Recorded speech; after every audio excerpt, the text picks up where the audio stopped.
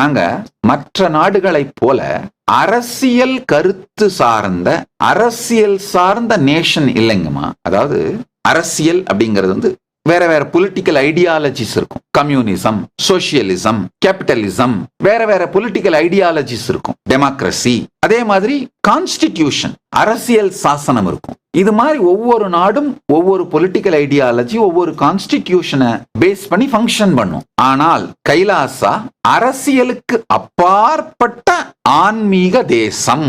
எந்த விதமான மனிதர்களால் உருவாக்கப்பட்ட பொலிட்டிக்கல் ஐடியாலஜியையும் சாராத சனாதன இந்து தர்மம், பரமசிவ பரம்பொருளே அருளிய சனாதன இந்து தர்மத்தின் வேத ஆகமங்களை கான்ஸ்டிடியூஷனா, அரசியல் சாசனமாக கொண்டு மனுவாதி தர்மசாஸ்திரங்களே நீதிமுறையாக ஜூரிஸ்புருடன்ஸாக வைத்து இயங்குகின்ற நிஜமான தேசம் நாங்கள்.